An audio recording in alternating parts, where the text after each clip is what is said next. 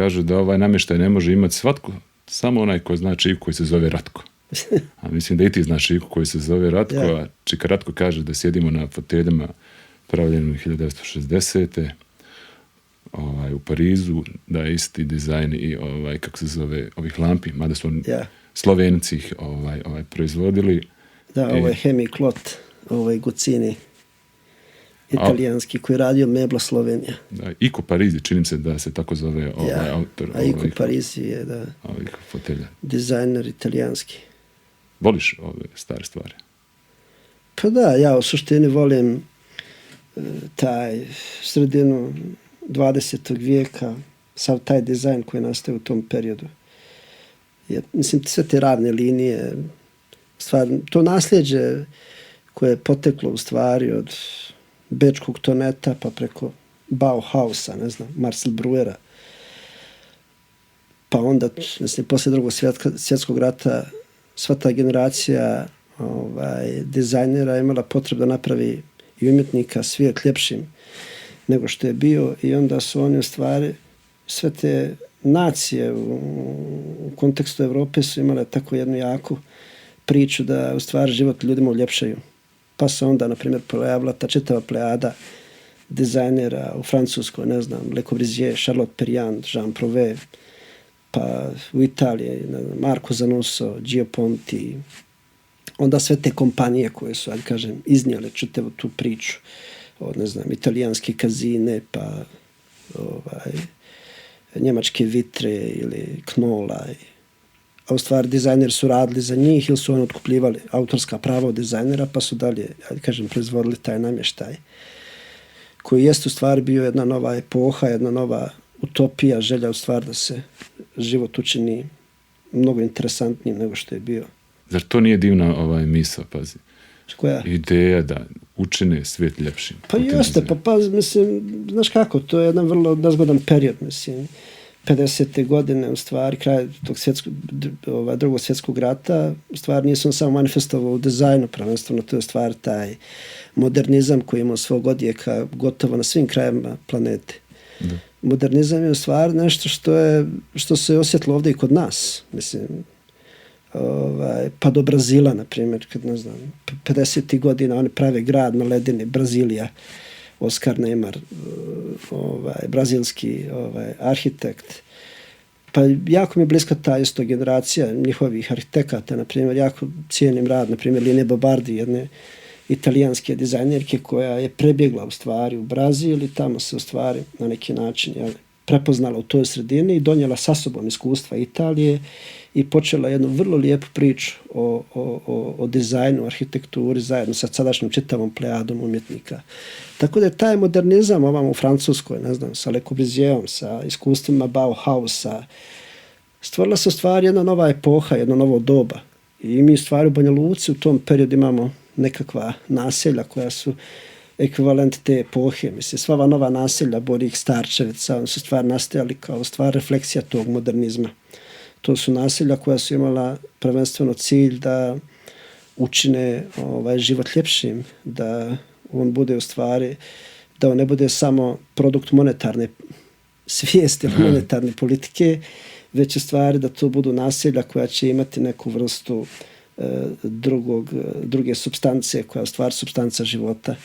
I tu se nije samo mislilo o kvadratima, već se između ostalog mislilo i određenim aspektima kvalitete života. Tako da je u stvari sav taj modernizam je u stvari imao refleksiju na naše živote i meni su se u suštini kod djeteta ucrtale nekakve slike tih Guccinijevih lampi do, ne znam, tih nekih dizajnerskih stolica i onda je u stvari moja strast krenula ka tome da te neke komade iz tog perioda skupljam, jer ja sam u suštini slikar i onda kad čovjek proda jednu sliku, onda kao ekvivalent tome kupim nešto drugo, jer u stvari uvijek na kraju ostajete bez tih svojih nekih proizvoda ili svojih slika, a u suštini kao ekvivalent tome tražim tako neke predmete koji me na neki način prisjećaju na te moje slike koje više nisu ovdje.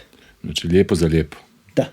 Znaš, to je divno, ali rekao si da je to bio jedan period koja je bila estetika meni bliska želja da se možda ružan svijet napravi ljepšim i da je to imala želja da utiču na ljude koji tada žive. Koja je danas estetika i koji je to danas utjecaj savremenog dizajna i kakav je po tebi? Pa mislim, evo konkretno što se tiče arhitekture, mi vidimo da tu stvari monetarni mozgovi prave naš grad, mislim. Prosto mi razmišljamo o našem gradu kao da ćemo mi samo tu da živimo, kao da generacije buduće neće doći. Tako da tu postoje razni neki tumori grada koji su treba da se liječe, treba da se odstrane, da bi se razmišljalo o nekoj većoj vizuri grada. Grad je između ostalog tijelo koje komunicira i kad neki arhitekt dođe u grad, on priča sa gradom, grad mu kaže šta tom gradu treba. Tako da kad dođete u Banja Luku, prvo što vam nedostaje jedan veliki trg gdje bi se ljudi okupljali, pa i ono malo nešto nove pravoslavne crkve što je napravljena u centru, ona služi kao neka vrsta okupljanja ljudi ili da kažem neki mali trgić, ali to vam je za neku provincijsku varoš. Mislim, s obzirom da Banja Luka sebe vidi kao prestolnicu, to je grad koji bi trebao imati veliki, široki trg sa ozbiljnim ambicijama. Tako da je to, nažalost, grad koji se razvijao, naravno, te Otomanske imperije, pa preko Austro-Ugarske, pa preko Kraljevine Jugoslavije, pa onda u tom socijalizmu stvar Banja Luka je možda dobila najveću ekspanziju po pitanju te, svoje širine. I ovo danas u stvari što vidimo u kontekstu arhitekture i gradskog urbanizma, to je u stvari jedna korporativna politika koja u stvari ne razmišlja o ljudima, ta naselja se pretvaraju u neke vrste spavaona, jer ljudi samo spavaju, tu nema nikakvog drugog sadržaja, jer danas se ljudi preselili, njihov sadržaj na televizoru, na drugom ekranu, na pametnom telefonu, tako da u suštini kao da ljudi ne traže taj dodatni sadržaj. I više se djeca ne igraju ispred kuće ili škole ili tih naselja kao što su se prije igrali. Oni su danas neposredno non stop pod nadzorom roditelja. Tako da ja mogu reći da je nama nestao javni prostor. Mislim, ono što u suštini je nekad Margaret Thatcher definisala društveni prostor, da u stvari društvo je nestalo, a u suštini ostale su samo pojedinci i porodice. I ono što mi imamo danas kao manifestaciju toga, to je upravo to, razumijete. Mi smo izgubili javni prostor, društvo apsolutno ne postoji. Mi imamo samo individualce i porodice i imamo nekakav birokratski aparat koji nama rukovodi i imamo u suštini jednu vrstu političke elite koja igra za elitu. I u suštini u tom gapu, u tom prostoru, jednom društvenom, nedostaje jedna vrsta, to je jednostavno popunjen prostor gdje treba da se pojavi aktivizam i s jedne i s druge strane, da bi se taj prostor popunio. A to je proces dijaloga. Da, i nekako, baš se divno dotakao s tog javnog prostora. Ja mislim da smo mi jednom brzom procesu, a nismo dovoljno mudri kao neke nacije, kao Kina, da kaže da malo uspori, da prosto uspije da osmisli i smisli tehnologiju, nego tehnologija nas gazi, ja to zovem kapital primitivizam, znači spoj tehnologije, kapitala i primitivizma i to on je jako agresivan. Ali sam to primijetio tu potrebu za malim javnim prostorom koji su i druge nacije izgubila se sad osvajaju u Lisabonu. Divna stvar. Ovo što mi imamo mjesne zajednice, koje su uglavnom zapuštene, tu neki stari penzioneri koji naravno trebaju imati svoj prostor, ali sjede, šta li već rade. U Lisabonu, u ovim centru grada, su već tu došli neki naše godine, imaš 2-3 djece, radiš i oni su to pretvorili u svoje neke fondacije, svoje social klubove i bukvalno svaki taj kvart ima mali taj, pod najznacom mjesnu zajednicu, to je social club, gdje oni imaju za roštilj, gdje se oni druži, gdje imaju uvijek mini scenu, koji neko imaju svirku, čipuju, imaju kantinu i bukvalno žive, znači dođu oko 4-5 sati sa posla, idemo svi, ja sam baš razmišljao kako svako naselje, u stvari to trebalo, ako već uništen neki javni prostor, pretvoriti, bar te neke male prostore, male neke mini intervencijama negdje da se ti ljudi zajednički okupljaju. Pa, znaš kako, tu opet mi govorimo o nekom mediteranskom ambijent, koliko mislim, Portugal je stvar početak tog Mediterana. I to su naravno druge kulture. Naprimjer, vi kad gledate kod nas dole na Primorju, svi ti gradovi imaju te svoje pjacete, imaju ta svoja mjesta, imaju te svoje trgove. Pa svaki manji grad ima svoj neki mali trgić.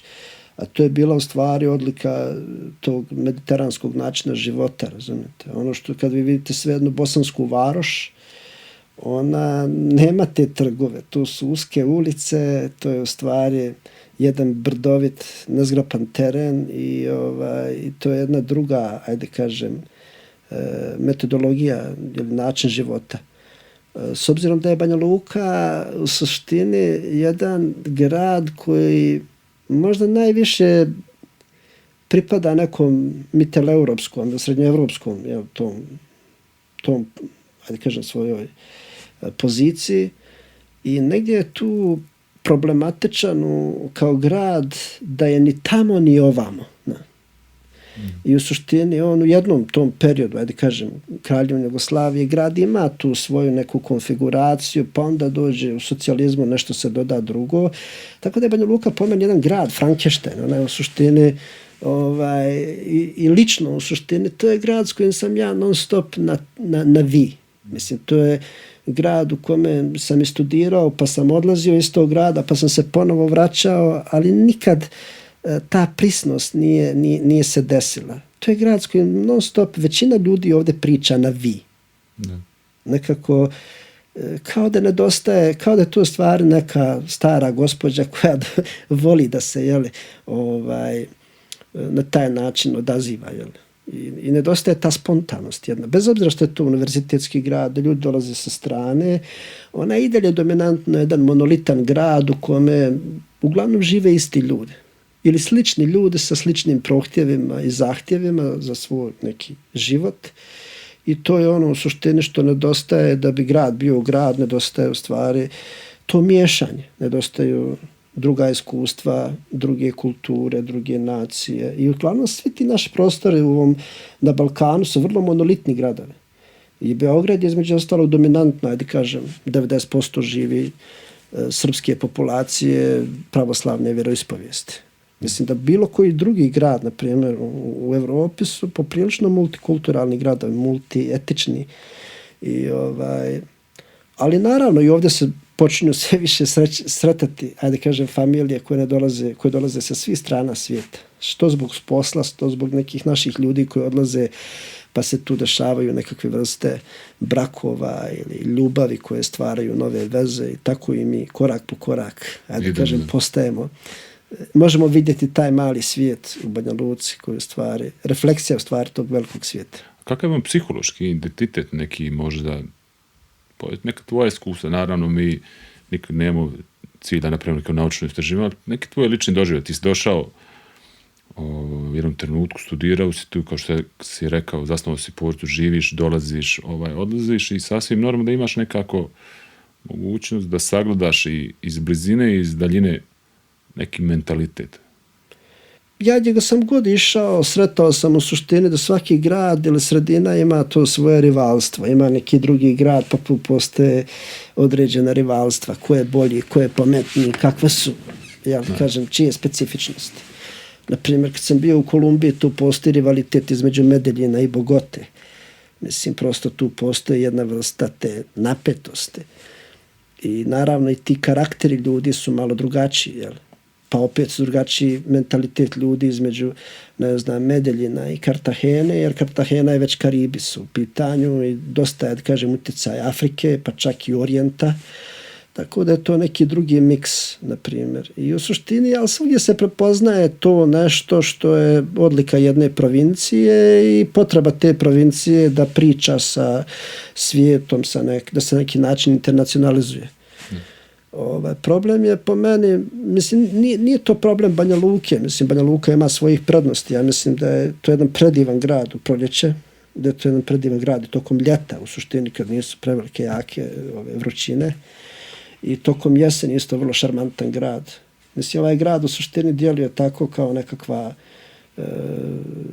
drtina ili pomalo melanholičan i tužan grad tokom zime, A znači ovim godišnjim dobom, to je jedan miran, fin, simpatičan gradić u kome u suštini, mene su često ljudi, prijatelji na tim nekim mojim putovanjima pitali gdje sam izlagao, pa kako imaš kao toliku produkciju kad stižeš? Ja kažem, to je posljedica života u malom gradu. Jer u suštini ti u malom gradu, ti u jednom danu možeš sve da završiš. Znači ti možeš da odeš, da šetaš, da imaš neku vrstu rekreacije, da odeš u studiju, u atelje, da radiš, da imaš neki porodični ručak, da pokupiš dijete u školi. Tu postoji čitav taj, da kažem, niz nekih poslova koje čovjek može da obavi u jednom gradu, što je u nekom većem gradu već poprilično veliki zahtjev i energija u stvari koju čovjek treba da uloži da sve te stvari obavi. Ja sam Banja Lučanin pa mogu biti malo oštriji od tebe, a mogu biti sentimentalniji. Ja uvijek, kad imaš rivalstvo, vjerojatno tu sa Banja Luka, Sarajevo, ne ložim, ja volim Sarajevo. I ne sviđam se neke nove tendencije, ali volim, oni su tako šarmeni. Oni sami kao Jalija, Čaše, ja to volim, neposredni su odmah idu, dok Banja Luka vamo već malo ide prema Zagrebu, tu je već malo zatvorenije. Pitanje da će te neko pozdraviti koga znaš, to je neka poza, sva sreća ja ne vidim pa mi to ne smeta i baš mislim nekako da možda malo, ali i to se topi, fali tog mirisa i okusa i Vrbas je u stvari nekako po meni pokretač, nešto što čisti, nešto što... Pa ne znam, mislim, Banja Luka je grad koji je na rijeci, a nije na rijeci. Mi nismo stvari, mi ne živimo na toj rijeci. Mislim, u suštini, kad vi vidite Banja Luku, ona nije iskoristila potencijal rijeke, jer taj grad nije izašao na rijeku. A kad pričamo o tome, pa ne znam, mislim, u suštini što se tiče unutar čitave ove naše države, stvar, to je tako da ta rivalstva nekad, pa kažem, vrlo bitna, jer tu postoje nekakve vrste takmičenja, nekakve vrste, da kažem, pokušaja da jedne druge afirmišu, da se takmiče, a ja sam iz Srednje Bosne i meni je u stvari taj mentalitet jako znan i blizak, koji se zove sarajevski mentalitet, ili ne znam nije kako hoćete. Mada je on naravno i bio drugačiji, mislim, Srednja Bosna je posebna priča, ali hoću reći da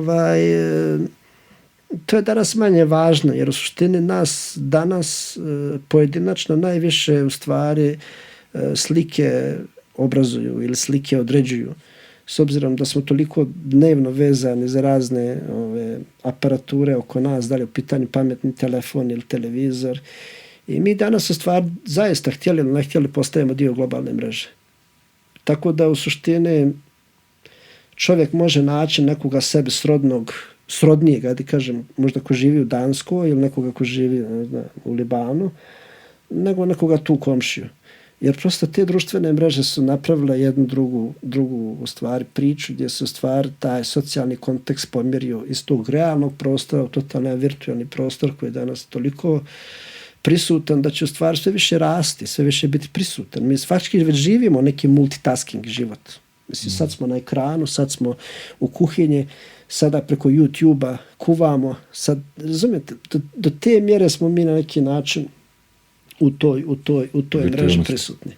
Ali ne samo taj virtualni svijet koji nas sad predočava neke prostore. Ja mislim čvrsto i umjetnici i umjetnik. Evo baš primjer.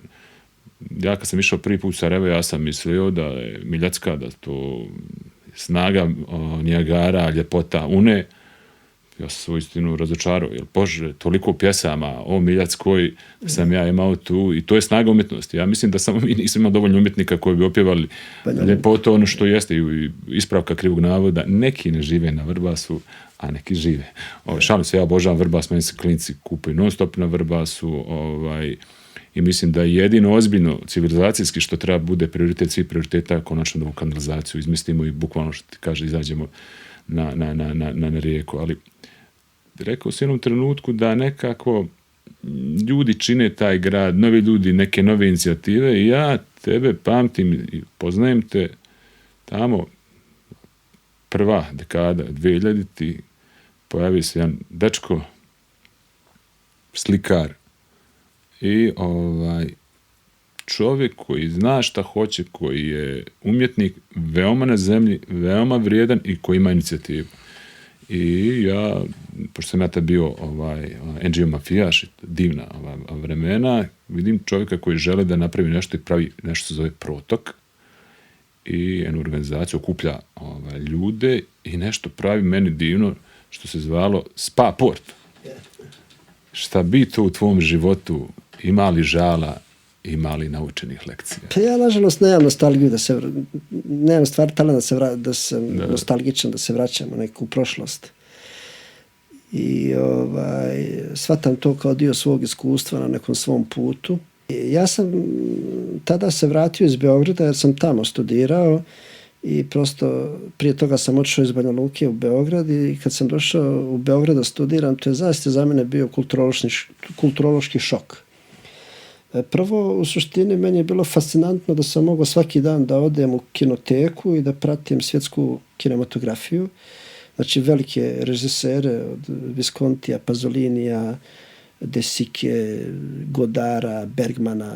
Mislim, to je zaista bilo nevjerovatno da te sve stvari, remek dijela gledaš na nekom ekranu. I mi smo tada, moji prijatelji sa fakulteta likovni, svako večer išli sa studentima dramskih, u stvari gledali smo te filmove. Ja sam se tad prvi put u stvari fascinirao odnosno ekranskom slikom. Samo što tad nije bilo računara, pa nismo tu sliku mogli da zaustavimo i da, ajde kažem, sagledavamo i voajeršemo na tom slikom kao što danas možemo. Ali u suštini to su bili divni jedni trenuci. Druga stvar, na primjer, tada je Beograd zaista bujao od određenih raznih vrsta festivala, manifestacija, tako da je to bila jedna druga platforma na kojoj se mogu da se obrazuješ, edukuješ, slušaš neka predavanja.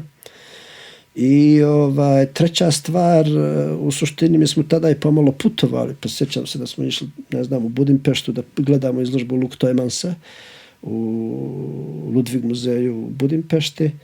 I to su tako bile neki izleti koji su bili bitni. Tad su muzej savremene u Beogradu imaju fenomenalne izložbe koje su bile vrlo onako, ajde kažem, svjetskog kalibra. I u stvari sve to imalo jednu veliku refleksiju na moj rad. I ja kad sam se vratio ponovo u Banja Luku, jer sam se zaljubio, da sam ostao tu zbog ljubave, i to je bio mrtav grad. Banja Luka je zaista bila jedan mrtav grad koja je u suštini imala neke obrise kulture koje su još malo odzvanjali od tog nekog socijalizma. Tad je u stvari muzej savremene bio umjetnička galerija i nerenovirana, onako onom starom ruhu iz 80-ih. I onda smo se mi skupili, par nas umjetnika, ne znam, i napravili smo tu inicijativu čisto da smo htjeli da mijenjamo tu sredinu. I onda smo tako dovodili ljude sa strane, pravili izložbe. I onda smo napravili tu tri manifestacije smo napravili koje se zvale Spa Port, to je stvar banalna, prevod Banja Luke na engleski, jer u suštini kad uđete s ljudima o tom etimološkom značenju grada Banja Luka, mi smo je tako nazvali Spa Port. Vaša verzija. Da, naša verzija. I tako, to je bila jedna vrlo interesantna manifestacija koja je meni donijela zaista mnogo stresa, mnogo obaveza. I ja sam nekako s 2010. godinom završio s tom nekom djelatnošću u svom životu i više se nikad na to ne bi vratio, jer u suštini mislim da je jako teško raditi na ovim prostorima tu vrstu produkcije. Druga stvar, jako je teško raditi sa umjetnicima i sa kustosima, jer to su, ajde kažem, individue na svoj način. Svako stvar ima vrlo jednu posebnu specifičnost kao osoba i vrlo je tu teško ugoditi, vrlo je teško tu napraviti neku mjeru, jer se pravi umjetnici ne zadovoljavaju mjerom. Svaki umjetnik želi najbolju prezentaciju, svaki kustos želi najbolju izložbu i šta ti ja znam. Tako da sam ja tada već ambiciozno krenuo da slikam i u suštini svo to moje iskustvo iz Beograda je bilo takvo u suštini da mi je pomoglo da to sve napravim u Banja Luci, ali sam se u slikarskom smislu osjećao vrlo nezadovoljan. Vrlo sam bio onako, neću reći frustriran, ali sam osjećao da nešto moram da uradim. Tako da je sa nekom 2010. godinom završena ta moja epoha I bilo je tu vrlo interesantnih momenata. Eto, mislim, u tom periodu sam upoznao tebe i bila je ta neka međusobna i sinergija. I tad je u stvari postojao taj javni prostor. Tad su u stvari postali ti omladinski savjeti, postala neka vrsta politike, postojale su omladinske politike koje su na neki način vrlo bile bitne da se neke stvari promijene. Postala nekakva svijest o tome da se nešto radi po pitanju kulturne politike, nažalost nije ništa. Tako da mi je taj period i ajde kažem, taj period iz ove perspektive mi je drag zato što sam osjećao taj javni prostor. Danas, nažalost, to je sve, grad je još, ajde kažem, više mrtav nego što je bio u tom periodu. Nekako je bio taj jedan zamajac, ajde kažem, od 2005. do 2010. Osjetila se ta nekakva nova pozitivna energija. Prodali smo taj Telekom, pa smo onda nad njim fetišizirali, trošili smo te pare koje se, jedan dio tih novaca se preselio u kulturu, pa se odjednom u stvari pojavilo nešto, Jer vi u suštini, bez obzira koliko mi posmatrali da je umjetnost i kultura nešto sada što je ukras nečemu, ali zaista bez određene svijesti, bez kulturne politike, bez određenih novaca, vi ne možete ništa tu da promijenite. Mislim se pojavila i generacija da se stvari inače generacijski dešavaju. Nekako imali smo taj elan ideje da možemo nešto da promijenimo. Da. Pojavila se jedna čistina nakon rata, jedna generacija već bila istrošena u ratu koja nije mogla da povuče. Mi su se pojavili kao novi klinci, krenuli kao kauboji da ulazimo i osvajamo neke stvari. Samo tad nismo znali da za kaubojsku priču treba mnogo municije, a mi nismo imali ništa. Ali nekako mi je, pamtite, druga slika tebe, čovjek koji ima jednu zdravu ambicioznost. Znači, ima zdrave i bolesne. Ovo ti nalaskam, ti znaš da ja to mislim. Čovjek koji nije dobar u engleskom, meni kaže da, ali ja sad komuniciram sa nekim ljudima iz svijeta. Kako? Pa kaže, nas sam neke prevodije, učit ću engleski, uči jezik.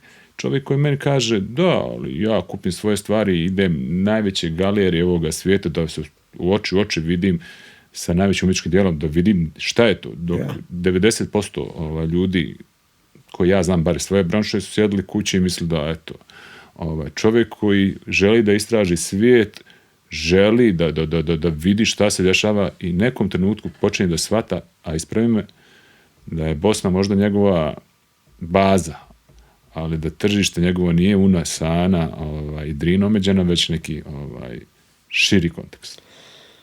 Pa ja sam u stvari u tom jednom periodu, početkom 2000-ih, otišao u London i ja sam u stvari prvenstveno išao tamo da učim jezik, jer sam to je neki prvi put bio kad sam duže tamo boravio i u stvari tad se desila jedna izložba u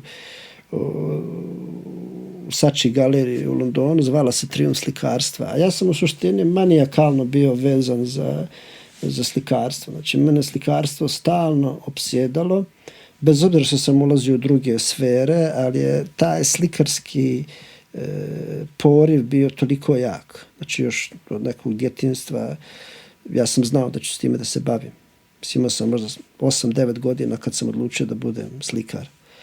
I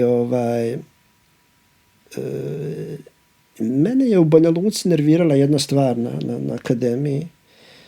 Tu su profesori mistifikovali stvari. I ono što u stvari smo mi ovdje skloni, to je naš talent stvar, da neke vrlo objektivne stvari mistifikujemo. I ja sam tada završio ovdje neke stvari, otišao sam za Beograd.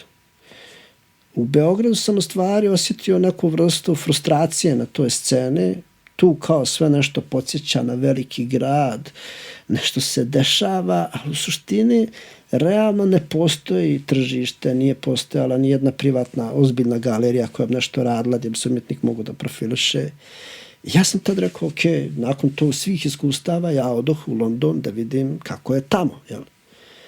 I u stvari imao sam dobru komunikaciju sa profesorom u Beogradu, sa Gordanom Nikolićem, koji me zaista podržavao na tom putu. I u suštini, baš se sjećam tada kad sam bio jednom u klasi, slikao sam neke slike sarajevskog atentata, jer je to bila 2004. godina i došao sam u klasu i naslikao sam 5 velikih slika, onda je on došao i gledao te slike i rekao, ok, sad takvih 50, jel? I donio mi knjigu, ne znam, da li Bazilica ili nekog velikog umjetnika svjetski star, jel?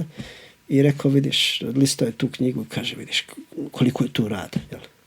Ja sam naslikao 5 i mislio, kao, to je to, jel, sad sam ja, ne? I u stvari, ja iz tog nekog razloga, neke nedovoljne percepcije sebe samo, gdje se nalazim, šta se dešava, odlazim u taj London i tamo u stvari srećem te godišnje izložbe na Royal Academy, obilazim sve te muzeje, galerije, Tate Modern, Tate Britain, ove obične privatne galerije, do Imperial War muzeja, do National History muzeja. Znači sve te neke stvari da pokušavam sebe da objasnim svijet oko sebe. I stvarno odlazim i tu sači galeriju i gledam tu izložbu o triumfu slikarstva i kažem sebi, pa da, mislim, mogu ja sve ovo da napravim, a u suštini to samo nije ta platforma, jel? To je nekakva Bosna ili Balkan, dakle mi počinjemo. Tako da se stvar tu probudi neki elan ili čovjek dobije neku vrstu brzanja, dobije neke energije kad u stvari shvatiš da to što ti praviš sa platnom i kistovima ili papirom pravi neko tamo i u Britaniji ili u Kanadi ili u Sjedinjenim Američkim Državama, tu nema nikakve specijalne razlike. Tako da je to iskustvo tamo meni u stvari bilo jako, jako bitno da steknem svijest gdje sam ja, gdje su drugi umjetnici i tada krenu sve te moje putešestvije. I u suštini, znaš kako, ja se tu nisam, postojale su tu neke ustaljene putanje kako se ide odavde. Neko odlazi u Beograd pa se tamo zaglavi. Neko ode do Zagreba pa se tamo zaglavi. Neko prebaci do Graca, dobije neki rezidenc pa tamo ostane. Neko ode do Beča pa se tu desi. Ja sam imao sreću, na primjer, da sam u Sarajevo postoji jedan francuski galerista koji je tako nekom ambicijom došao u Sarajevo, otvorio je galeriju, napravio moju izložbu i onda smo mi otišli sa tom izložbom prvi put na sajam umjetnosti u Pariz, u Art Paris Art Fair u Grand Palais u Parizu i tad se u stvari desila čitava moja priča. Ja sam na prvi put kad sam nastupio u Parizu na sajmu dobio sam odmah 5 galerija da rade sa mnom. I u stvari tu kreće čitava ta priča jednog projekta koji se nizao za drugim, za trećim i tako je u stvari rasla čitava ta priča. Daj nam tu paralelu, rekao si, Banja Luka, narodski rečeno nula Bambija, Beograd, nema ozbiljnih galerija i ti ideš sad, svi pute vode ka Parizu, ako hoćeš da budeš nešto slikarstvo, Pariz je Meka i Medina. Kakav je tu, koja su pravila igre, kakav je svijet, kako se snalaziš, kako učiš? Pa, ne za nas slikarski, nego sad to je već jedan slikar, nije samo slikar je ličnost, zar ne? Pa ne, znaš kako, svako u stvari posmatra svijet iz svoje pozicije, svako stvar posmatra svijet sa pozicije svoje svijesti, jel? Iako je nekome teško dati tu formulu ili recept kako to izgleda, kako se to radi. Jer, na primjer, sada ti odeš u Pariz ili ti bi ga gledao i doživio drugačije od mene.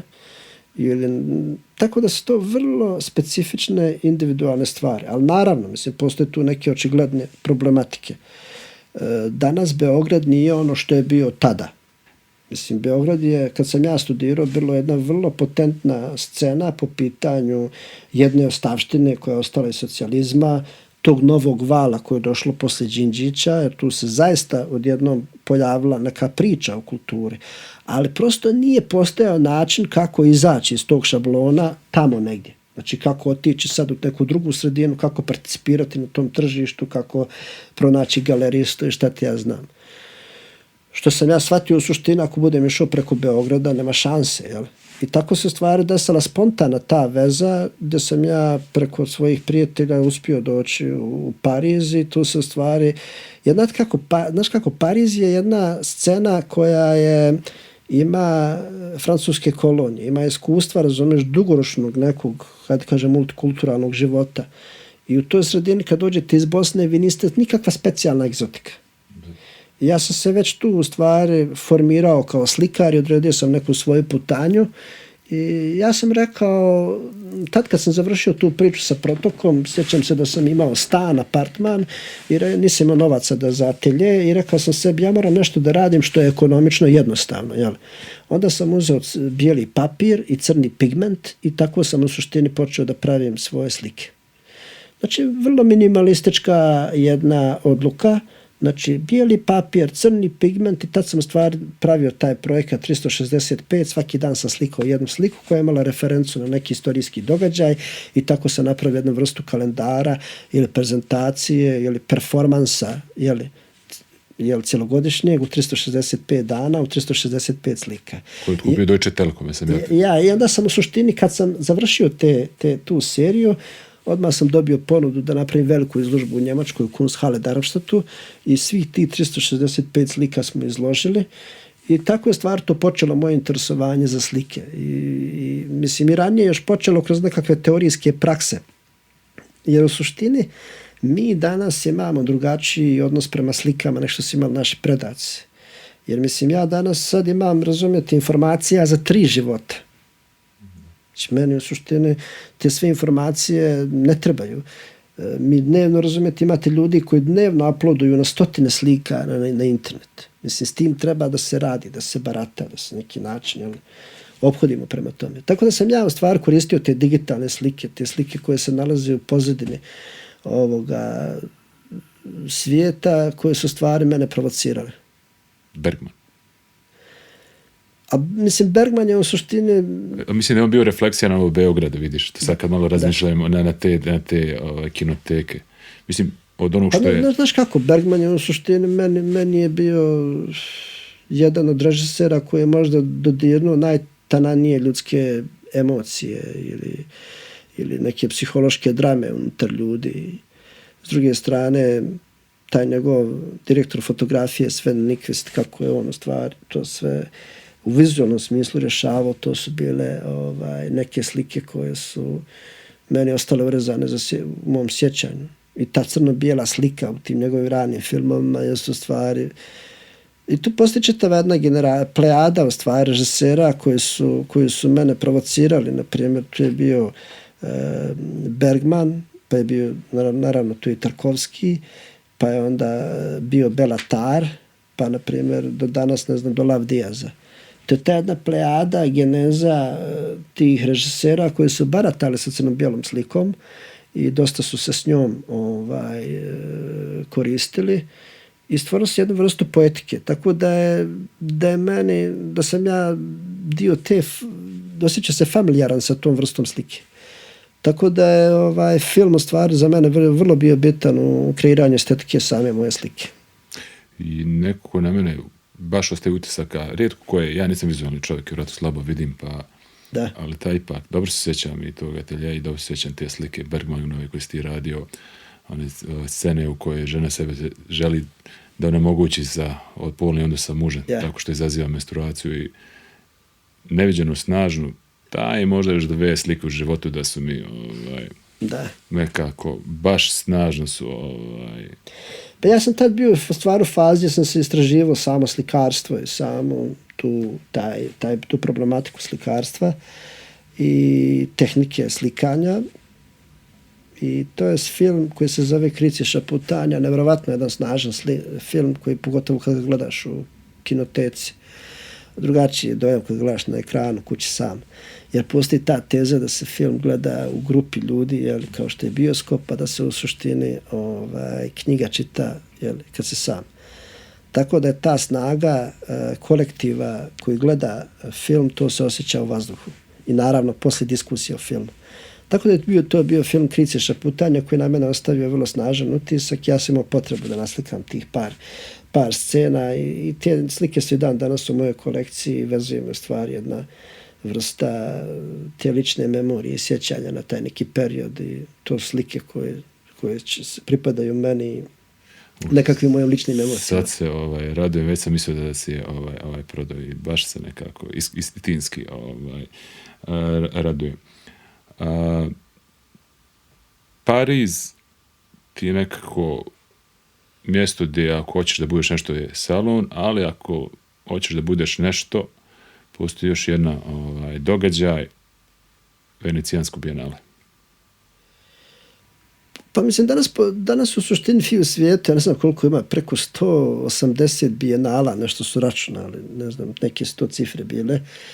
I u suštini bijenale je nekad koristilo, možda je bila 2-3 bijenala i ta bijenala su služila da svake 2 godine pokažu neku umjetničku produkciju, nešto što se desilo, da se nešto valorizuje.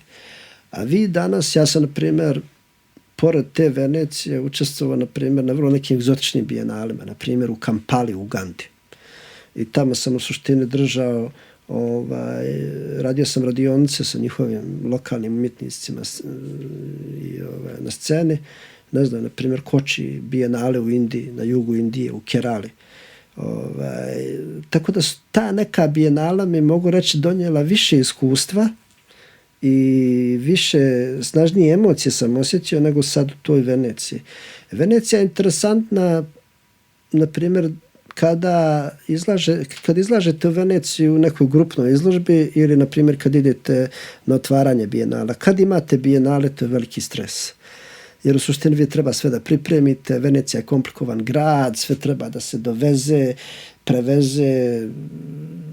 Znači, vrlo jedna kompleksna sredina u kojoj vi, na primjer, kad pravite izložbu, ti moraš da imaš, ne znam, sve zaštićeno da ne gore, na primjer, zavjese, moraš imati dokaz da su to nezapaljive materije. Da.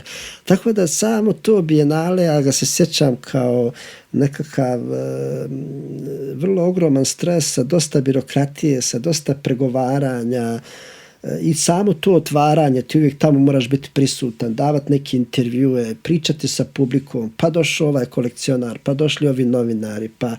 Tako da u suštini to je zaista veliko iskustvo. Prezentovati svoju zemlju na Venecijanskom bijenalu, to je velika čast, velika gesta, ali s druge strane, ono što ljudi misle, znaš kako, ništa, priča ne počinje ni završava s Venecijanskim bijenalem. To je prosto jedna etapa u nekoj karijeri. Ako vi dalje nastavite da radite, to ništa ne znači. Mislim, sad svaka zemlja iz bivše Jugoslavije ima svoje predstavnike na Venecijanskom bijenalu. I mislim, većina njih ništa ne napravi unutar te neke svjetske, hajde kažem, scene, jer dovoljno je samo vidjeti, na primjer, da se čitav taj svijet salije tada u Veneciju, da se postoje, ne znam koliko ima afričkih zemalja, preko 50, pa Azija, pa Latinska Amerika, pa Evropa. To je puno paviljona, puno izložbi, puno dešavanja, tako da ljudi ne stignu ni da vide svaki paviljon. I mi naravno nemamo tu sreću kao Bosna da smo imali paviljon na Đerdinima, tamo gdje imaju sve velike ove zemlje, nacije imaju svoje paviljone, već smo mi tako u nekom improvizovanoj kućici, stanu imali tu izložbu i u suštini to jeste veliko iskustvo, ali kažem, vrlo stresno za bilo kog umjetnika kad radi Venecijansko bijenale ili bilo koju drugu takvu izložbu takvog tipa. To je prvenstveno veliko očekivanje, veliki zahtjev. Ja sam između ostalog sretan i zadovoljan tim projektom, jer u suštini ti radovi su, na primjer, sa Venecije postali dio kolekcije Wolfgang muzeja u Essenu u Njemačkoj. Što znači da je neki tamo muzej želio da ima te radove za svoju kolekciju. Što se, ne znam, da se nekom umjetniku desilo s ovih prostora da mu neki muzej mislim, želi da u njegovoj kolekciji budu radove koje si ti pokazao na Venecijanskom bijenalu. Ja sam bio na bijenalu te godine i moram reći da nekako s jednom grupom ljudi dvojake su neki... Što kažeš, da? Dvojake su nekako utisci. Da. Naravno, ja gledam kao neko korisnik, kao obični. Moram biti iskren, u Veneciji me ništa nije taklo i imao sam osjećaj da je dosta izložbi bilo umjetnost radi umjetnosti. To je moj mali, skromni doživljaj koji naravno nije ušte referentan.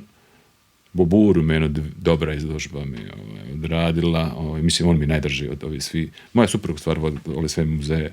U Pradu, jedna divna Holanđanka. Ali ono što bi ja htio da mi pojasniš, i stvarno dobro se sjećam da sam te iz Madrida bukvalno, kad sam izašao iz muzeja, ali bukvalno dobro se sjećam, idem sad zovnuti Milaka. Ali najbolje, sad ću ga zovnuti da meni, jednom pravniku, debilu, objasni čemu je problem, što mene ne radi. I ja sad imam jednu tezu, a ti ćeš mi reći da li je ona dobra ili loša. dosta tu ima nešto se zove možda konceptualne umjetnosti. I čini se kod te konceptualne umjetnosti da ima dosta promišljanja.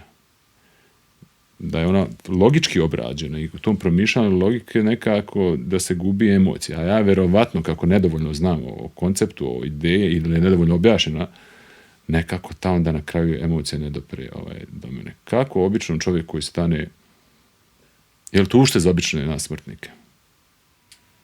Pa znaš kako, postoji različite registri posmatranja umjetnosti.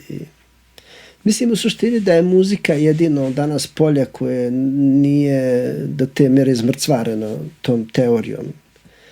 I ipak muzika ponesete ritam, osjetiš zvuk. I u suštini konceptualna umjetnost je zaista jedna bitna epoha ili bitna pojava kad se desila u 20. vijeku, jer su se tad stvari neke počele drugačije posmatrati i gledati.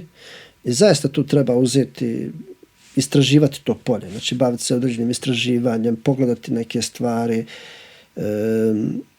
S druge strane, ja shvatam ljudsku potrebu za emocijom, jer u suštini mi imamo emocije, imamo mentalnu sliku, imamo, ne znam, tjelesne senzacije i ta fiziologija je kod svih nas ista. Mislim, nebitno da li mi bili afričkog nekog porijekla iz neke zemlje iz Afrike, da li bili iz Latinske Amerike i to je to bogatstvo u stvari da je naša fiziologija svugdje ista i da u stvari, ja sam osjetio snagu slike, na primjer, imao sam samostalnu izložbu u Kolumbiji u jednom prostoru, javnoj jednoj instituciji koja se zove San Augustin, koja je odmah preko puta predsjedničke palate i tu sam vidio u suštini da ljudima ne treba nekakva vrsta teksta da gledaju izložbu. Jer kod mene je dominantna slika. Mislim, slika je tako. Naravno, tu postoje određeni koncepti, podkoncepti, ideje.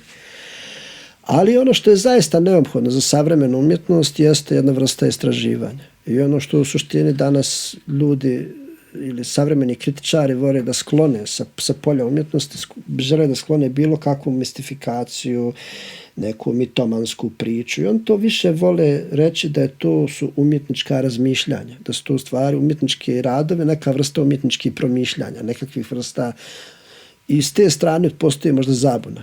A obični ljudi idu u muzej stvari da gledaju svo to slikarstvo, da ga, da kažem, konzumiraju, da ga osjećaju, da dožive neke vrste emocija. Ali znaš kako, ja mislim da mi ovdje imamo vrlo skromno iskustvo gledanja izložbi, jer mi nažalost nemamo ovdje niti neke muzeje, niti imamo aktivne izlagačke politike i mi prosto kad odemo u neki muzej nas zadesi to što nas zadesi, a generalno vani ljudi zaista uživaju i respektuju savremenu umjetnost. Ja mogu reći da su katedrale prazne, ali su muzeji puni. Jer prosto savremena umjetnost u kontekstu zapadnog svijeta igra vrlo značajnu ulogu. Bez obzira koliko mi misli da je to nešto sad tamo, neko se nešto zeza ili zalijepi bananu na neki zid, pa sad šta je to, pa sad čitava priča oko NFT-a, pa tih digitalne umjetnosti, šta ćemo s tim. Ja mislim da sam mi nastupu nekoj zabludi i mi nešto čekamo da će sad tu nešto da nas iznevjeri. Mislim, sve to što se pojavljuje na zapadu, ne znam, prije 100 godina Marcel Duchamp je izložio pisoar i rekao to je umjetničko djelo. I mi danas u stvari imamo osporavanje prema tome. Mislim, prosto zašto ne prihvatimo neke stvari da su takve i mi pravimo nešto drugo, oni prave nešto treće. Smisao svijeta jeste u toj nekoj vrsti pluralizma. Kako bi rekao, ja imam poštovanje svako ko promišlja. Da. Nego ja imam, pa i u poeziji nekako, i u bilo kojoj umjetnosti.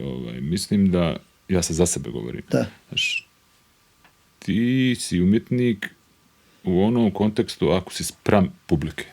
Pa ja sjećam se jedne vrlo ilustrativne priče. Meni jedna moja prijateljica kaže, porijeklo s ovim prostora, kao bilo sam u nekom muzeju, čista, ravna slika, farbana, ravno, ništa na njoj nema, totalna neka apstrakcija, ili sam ja, kaže, glupa, ili ja to ne razumijem. Ona je, ne znam, završila visoku školu.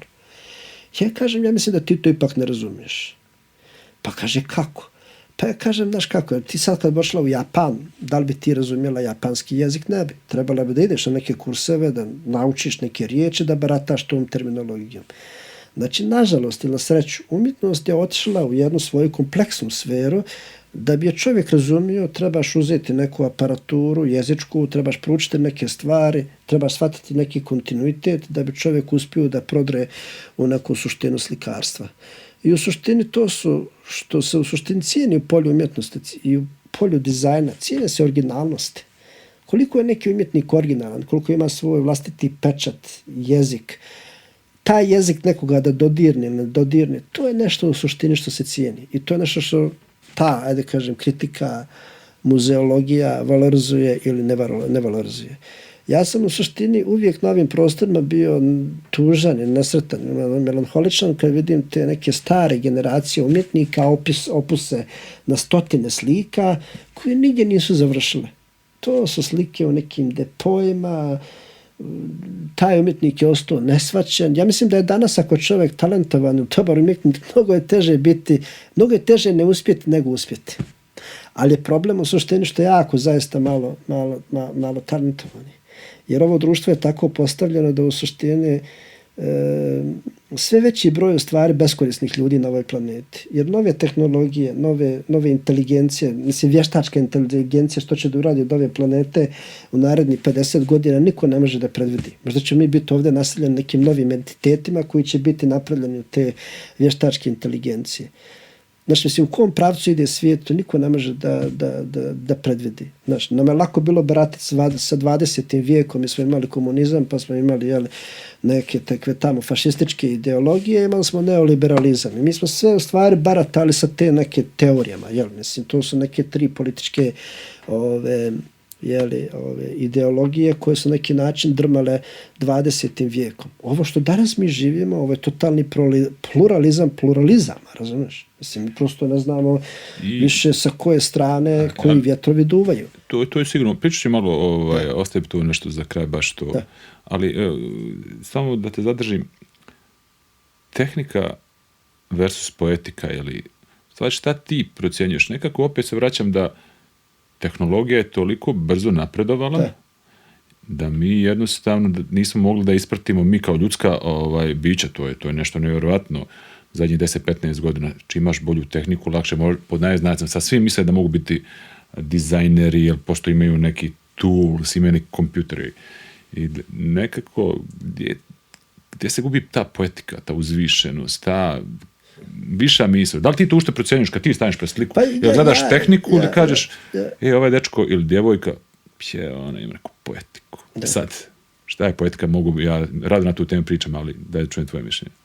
Pa znaš kako, svaka ličnost kad se pojavi na ovoj planeti nosi sa sobom kontingent nekih emocija, utisaka ovog svijeta i formira neki svoj specifičan senzibilitet. I taj senzibilitet krasi svaku osobu. I u suštini ono što je lijepo u umjetnosti jest u stvari odraz nečijeg senzibiliteta. To sad u nekoj sferi neki zovu poetika, neki zovu da to nije poetika, opet zavisi kako mi u stvari zamišljamo ili vidimo šta je to poetika. Ja u suštini umjetnosti ne volim tu vrstu mistifikacije, kao što u samom misticizmu ne volim vrstu te riječi, mistifikovanja nekih stvari. Jel? Mislim da postoji postoji ta jedna sjajna teza koja kaže to je ono mjesto odakle se i riječi i misli vraćaju neobavljena posla. Postoji neka sfera koja je neobjašnjiva, gdje su stvari, riječi i misli vrlo skromna aparatura da se nešto objasni. I naravno, zato mi ovaj svijet percipiramo sa našim čulima, i sa čulom vida, i sa dodirom, i sa mirisom, sa svim tim senzacijama da mi doživimo taj svijet. Jedno je svijet gledati preko ekrana i istraživati neke zemlje, a nekad dođeš u tu zemlju pa osjetiš sve to zajedno. Taj doživljaj. Sad, mislim, ako ćemo toj poetici, meni je, na primjer, Meksiko bio najčastija zemlja koju sam ja doživljavao preko ekrana, sa tom muzikom, sa tim hranom, sa Frida Kahlo, pa ovo, pa ono. Pazi, ja tamo kad sam otišao, mene ta zemlja izvratila na opačke. Mislim, ja imam sasvim drugačiju percepciju te zemlje nakon svog iskustva jednomjesečnog boravka, odlaska u neke dijelove te zemlje. I stvar, šta je sad to poetika te zemlje? Znači, poetika te zemlje je jedno što sam ja doživio preko ekrana, druga stvar, kad sam ja tamo otišao, kad sam putovao iz jedne države u drugu i kad sam vidio, na primjer, prvi put, ne znam, Luis Barragana, njihovog arhitektu, boravio u toj njegovoj kući i vidio to maestralno, remek dijelo, i ne znam, onda ti postane jasan i Josef Albers kao slikar koji je radio tu jednu apstraktnu sliku, istraživo dole drevne, te civilizacije Meksika. I to je za mene poetika. Ja taj odraz vidim u njegovom dijelu. Ali danas prosto poetika, kako mi, ajde kažem, zovemo, postoji u digitalnom svijetu, u digitalnoj umjetnosti i u elektronskoj muzici, u svemu tome nove generacije vide neku vrstu neke poetičnosti. Znaš šta, ja bi u poetiku išao na kontekstu, po meni poetika je svjedočanstvo jedne duše. Znači, kad se duša sama istinski ispovijeda, onda tu nastaje poezija ili poetika. A kao što si rekao, tehnika je nešto tvoj pokušaj, sa ti 5 čula ili čega, da to, upravo što si rekao, da riječima, što je nemoguće, tvoja dubinska osjećanja, to je svjedočanstvo nečega, doživljaja, je nemoguće, ili veliki umjetnici to uspijevaju da rade. Postoje umjetnici koji misle da cijede svoju dušu na nekom papiru ili nekim mastilom mrljaju po papiru i oni misle da su prosto ispraznili sebe uz neku flašu vina, žive u nekoj dvorcu od slonovače, razumiješ, i oni misle da su da su čisti ljudski obrazilje, razumiješ.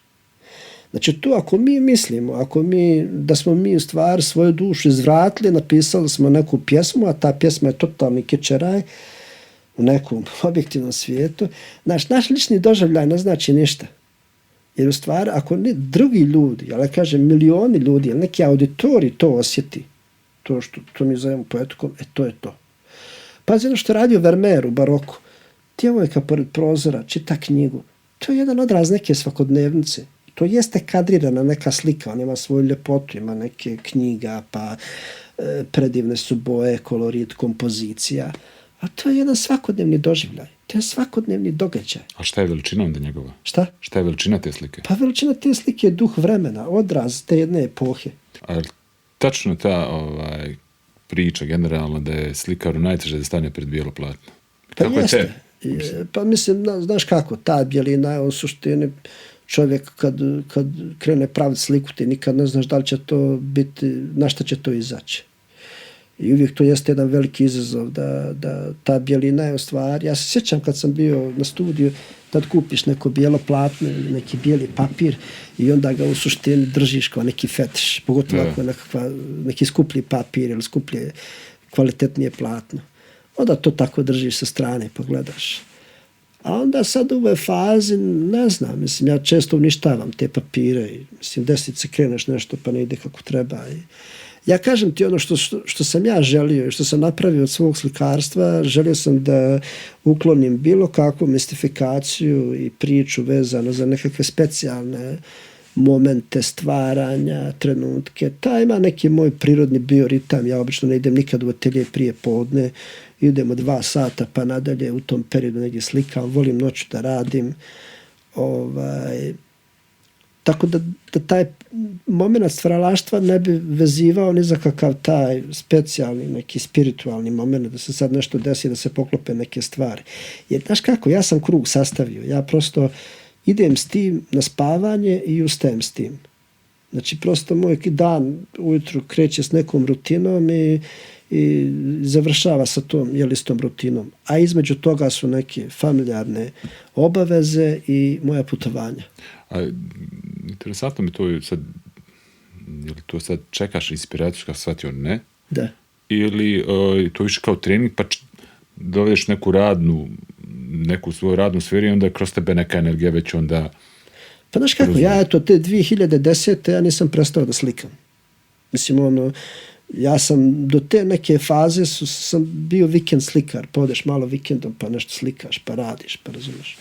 Ja sam prosto od tada, ja sam stalno, ja čak i kad nekad idem negdje, nosim neke te blokove sa sobom i nešto tu crtkaram, skiciram, pravim neke ideje, a kad se vratim ovdje idem u realizaciju. Tako da u suštini ja ne znam šta znači biti bez inspiracije. Naravno, naiđu ti neki momenti kad se malo manje radi, naiđu ti momenti kad se nedostaje ti atelje i želiš da provedeš vrijeme u ateljevu. Tako da su to neke vrlo specifične trenuci. A to potreba ili i potreba i zanimljivo? Mogu sad da sad neko kaže... Možda da postoje... Ne mislim da li sad da neko kaže ne trebaš da radiš, evo ti 2 miliona, nemoj više da crtaš, bil crtao. Pa nije, znaš kako, nije, mislim, mi danas imamo potrebu, razumiješ, da sve mjerimo u tim vulgarizujem namjerno. Mislim, to je prosto, ako svi umjetnici nose neku vrstu svoje potrebe za tim. To je nešto što, znaš, ja sam birao posao koji bi radio i da mi ga nisu platili. Možda bi, ne znam, bio neki činovnik, ali bi posle posla bavio se nekim svojim kreativnim poslom i pravio. Ima jako puno ljudi tih hobista koji u suštini uživaju u svom radu. Ali ja sam u suštini birao profesiju od koje me glava neće boljeti. Birao sam profesiju koju u stvari nisam razmišljao da li imam radni dan ili nemam. To je prosto moja obsesija, ja to volim.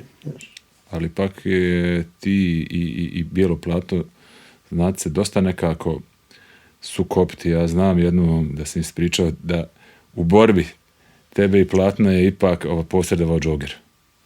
Pa, znaš kako, tu u suštini, to je sad stvaralački proces. Mislim, čovjek kad ima neke probleme koje treba da riješi na slici, on svakako traži raznu metodologiju da te neke stvari riješi. Pa, mislim, ja sam tebi ispričao tu anegdotu da sam neku sliku veliku završavao i džogerom, jer u suštini trebala mi je velika četka, nisam je imao, da sam u suštini uzeo taj džoger kao alat i pokušavao sam da riješim tu sliku. Ali hoću ti reći, to su samo neki specifični alati, razumiješ? Naravno, nije mi to, nego mi uvijek, znaš, kod tih stvari koje imaju pod naznacima konačnost, ti kad završeš, kad znaš da je gotovo? Kad ti zna, ovo je ovo? Pa znaš kako, vjerujem, to nema nikakvog razlika od kuvanja. To prosto kad žena, obična domaćica, procijeni da li je riba u rerni gotova ili nije, da li je režoto. Znaš, neko ko pravi režoto, nikad ne zna da li će taj režoto biti uspješan. Kad je baš dovoljno da ti kažeš, to je to. Znaš, tako, to je neka procjena, to je nekakva intuicija koja ti kaže, to je to. Da. Mislim, to su stvari koje se srode s tobom, koje ušte nisu problem ili polje nekakvog racionalnog levela. Ti prosto samo ti nešto kaže, to je to. Ima li velike umjetničke ostvarenja bez duhovnosti? Da li ušte duhovnost bitna za umjetnost?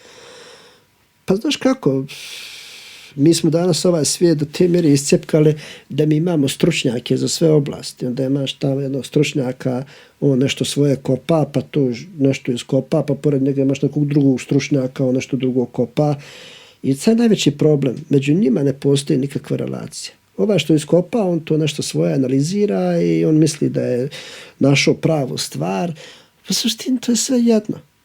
Mislim, to je jedna polje svijesti, odakle ljudi, razumiješ, uzimaju svoje stvari i šta radi jedan meditant ili čovjek koji obavlja neku molitvu, razumiješ. On u stvari gleda u sebe, on nešto istražuje po sebi, razumiješ. Tako i umjetnik, razumiješ. Mislim, umjetnost i duhovnost, to su, meni ti kažem, neodvojive stvari. Samo što mi danas mislimo, naš neko ko, ne znam, odlazi nešto svaku nedjelju u crkvu, da on sad nešto je duhovan. Znaš. To su neki okviri ili nekakve floskule kako mi posmatramo duhovnost. Ali mislim da smo je danas bukvalno tako, da su ti teolozi, ljudi koji se bave religijom, tako te stvari omeđili, definisali. To je sve jedno izvorište. Nekada u Egiptu, ne znam, starim drevnim civilizacijama, to je sve bilo jedno polje. Pa čak i u renesansi ljudi su bili matematičari, fizičari, umjetnici, slikari. Pa kad Leonardo da Vinci objašnjava svojom pismu, onim Medićima, šta sve može da radi, između ostalog sebe navodi kao slikara i skulptora, a prije toga navodi sve ostale discipline koje može da izvede. Tako da je, znaš kako, masa velikih dijela je nastala iz očaja. Mislim, relativno u suštini svaki čovjek ima kontakt sa duhovnošću. Samo je pitanje kakva je nečija svijest, na kojem je nivou razvoja. Na primjer, slike od ovoga Van Gogha, razumiješ, ili na primjer slikarstvo od Anselma Kiefera, ili ne znam, to su prosto različiti pejzaži, različiti su to personality umjetnika. Tako da ja u suštini, mislim, moj stav je od samog starta nekako tu. Ja ne bih želio, ništa u životu ne želim da mistifikujem, jer sam život je po sebi vrlo jednostavan ako ga tako prihvatimo. Mislim, on je u suštini, i meni u suštini sve ove priče vezane i za nacije i za identitete su, kad mi sve to uklonimo, u suštini nama ostaje suštinska supstanca, ostaje nam život. Šta je suštinska supstanca? Šta je život? Šta je ona ključna sad onda filozofija? Pa pazi, mislim, to su ti vrlo jednostavno. Je to biologija, želje za produženjem ovo što vrste ili neki viši energetski nivo? Pa pazi, mislim, ovo što sam rekao, znači, mi imamo svi istu fiziologiju na planeti Zemlji. Mi sve, ne osjećamo svi isto stvari. Ali prosto, razumiješ, svakome su znane neke stvari, razumiješ, mislim, određeno polje duhovnosti, određeno polje posmatranja svijeta, okoline oko sebe, razumiješ. Ako ostanemo, kažem ti, u nekim interpretacijama šta bi to moglo da znači, onda odemo u neku vrstu, moguće demagogije ili priče, šta te ja znam. Upravo se, više u kontekstu, što ja mislim da, to je pitanje za tebe, da li je duhovna praksa kao praksa neophodna? Više, znači, mnogi ljudi sad čitaju, bilo da li su religiju u nekoj crkvi ili ne znam, u nečemu, a nekako često nemaju, ne mole se, ne meditiraju i to je kao da ti čitaš o plivanju, da prosto ja imam osjećaj, možda ja griješim, da čovjek treba da to je jedan njegov jako bitan segment, ali bitno je čovjek i fizičko, materijalno biće da jede, ali tako? I sad svako nešto jede, da li čovjek treba neku duhovnu praksu? Ne navedeći da treba bude ove religije ili one, ili da li smo izgubili u ovom materijalnom svijetu nekako tu ideju? Pa evo samo jedna stvar. Svi naši životi sastoje se od rituala. Znači ujutru, ja kad ustanem, pogledam se u gledalo, ko da sam iz pakla izašao. Razumiješ? To znači da smo mi vrlo skloni entropiji. Znači mi smo vrlo skloni propadanju. I svaki mogući ritual jeste u stvari koji tebi čini nešto pozitivno u tvom dijelu, jeste u stvari neka vrsta duhovne prakse. Pa čak i pranje zuba, nešto sad banalizovati duhovnu praksu, razumiješ. Ali svako na neki način, pa čak i taj moment 5 minuta provedenih sa samim sobom jeste u stvari jedna vrsta rituala ili duhovne prakse. Tako da ja u suštini smatram da je danas u ovoj vrsti ere informacija u kojoj smo mi svakodnevno bombardovani neophodna neka vrsta poniranja u sebe. Sada da li će neko koristiti, neko prosto odlazi u prirodu, boravak u šumi mu je neka vrsta, kontemplacije. Neko ode na rijeku pa gleda u rijeku, peca ribu. Neko ode pa vrši neku vrstu religiozne prakse, da li meditira, da li se moli Bogu, šta ti ja znam. Ali to su sve različite, alati kako da čovjek sebe olakša, odnosno kako da odmori svoju svijest ili da neki način osvježi svoju svijest, taj pogled na život. Ja, na primjer, sjećam se kad sam slikao i kad dugo gledam u jedan taj format, onda zato volim to ljeto i proljeće u Banja Luci, onda uzmem biciklo i vozim biciklo u suštini i sve te slike, ti brzinski odrazi kojim se dešavaju u vidnom polju, neki način osvježe moj pogled. I to je jedna fenomenalna stvar u suštini. Mi trebamo naći prave alate kako da se na neki način resetujemo. Ali, na primjer, te sve neke duhovne prakse su zaista vrlo dokazano moćni alati. Mislim, da li su meditativne prakse, da li su neke druge, religiozne prakse, to su vrlo moćni alati da se čovjek, što bismo rekli, poravna. Da očisti neke nepotrebne informacije iz svoje svijesti. Da, nekako što me ne brine me, nego ja imam djecu pa svako o čemu. I onda malo kad pogledaš 8 godina osnovne škole, pa 4 godine srednje škole, pa neki fakultet, pa masteri, o svemu se tu pričalo. Matematika, fizika, a niko se nije bavio dušom čovjeka. Sad, prosto niko nema neku svijest, ali kako je Milaku sad bilo dok je studirao? Ne kaže da mora biti institucija to. Znaš, pa imamo instituciju koja se baš tvoje dušu, mada imaju institucije, ali izgubili smo tu svijest. Izgubili smo i čak i u toj komunikaciji. Znaš, ja i evo radim ove podcast nekoliko već njih i kao i na koncertu, ja bi bio tužan jako da je ovaj intervju bio uspješan i da su svi bili zadovoljni, a da smo ja i ti, ja sam i gost, da tvoja duša nekako bila povređena, da nije oplemenjena, da nikad nisam volio da sa koncerta odem, a da članovi bar mog benda su otišli tužite sa scene. Možda sam ja romantika i kako tu ska pomenuo djecu sve te priče o tome. Ima jedna sjajna priča, ilustracija te priče vezana za Gandija u Indiji. Kad su ošli Britanci, on posjećuje neku školu, elitnu školu, oni mu pokazuju, ne znam, laboratorije, učionice, na kraju on odlazi u zbornicu, priča sa svim nastavnicima, svi nastavnice predstavljaju, ovaj predaje fiziku, ovaj predaje matematiku, ovaj predaje hemiju. I on kaže samo jednu stvar, kaže, da li se ovdje iko bavi djecom? I oni su sve pokazali tu, zgrade, pokazali su sve ono što u suštini jeste ta elitna škola, ali u suštini to je stvar danas jedno veliko pitanje našeg školstva ovdje danas. Mi smo od školstva napravili jednu vrstu birokratije, to nešto Bolonja, osnovne škole u kome učitelji popunjavaju neke papire, razumiješ, pripremanje časova.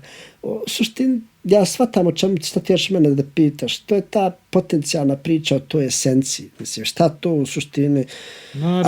Ali hoću reći da je danas vrijeme u kome mi živimo je nevjerovatno vrijeme ubrzanja, razumiješ. Nekada je, na primjer, ne znam, ključna stvar koja se desila u civilizaciji, na primjer, po meni bio Gutenbergova štampa.